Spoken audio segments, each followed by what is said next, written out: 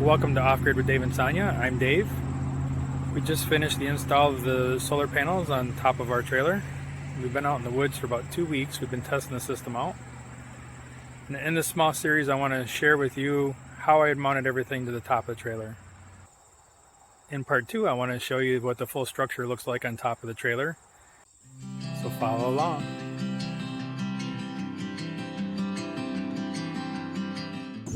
I have the racking for the solar panels mostly complete. I got a couple corner braces that I'm waiting for, and I got to make one. But let me show you what I got up top. So this is the top. So I have the right side done, the left side done. This section right here, there'll be 4 panels going across on the top section, and then there'll be also 4 panels going across on the bottom section. Same thing in this second section forward. So I have 1 panel in there already. It's just sitting there. But you can see how I would have 1, 2, 3, 4 panels. So there'll be 4 in this section, 4 below it, 4 back here, 4 below it. So there's 16. Same pattern, those same 4 will be up in the very front. And then you can see where I have 1 panel next to the max air fan. There will also be 1 more panel to the left of it. That's where I'm at so far. I have some of the wiring ran. So I have 3 of these gland entryways.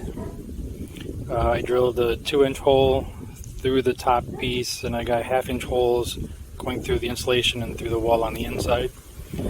So each wire goes into a 1/2-inch hole, but I didn't want the metal around the 1/2-inch hole to potentially cut the wire. So I got a larger hole with 2 smaller holes in that larger hole. So then I could keep that metal farther away from the wires. But those have 3M tape on them to hold them down. Got screws in them to hold them to the sheet metal. And then I also put the caulking around it to seal it.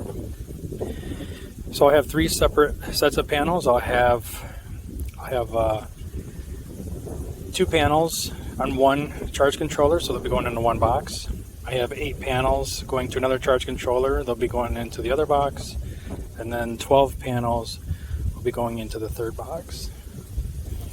So these boxes, probably not the preferred way, but I just glued them down with the caulking.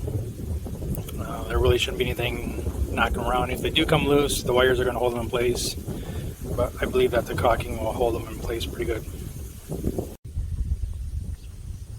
So if you want to keep informed of the rest of this project, click the subscribe button and also click the bell, so when I put a new video out, you'll get notified.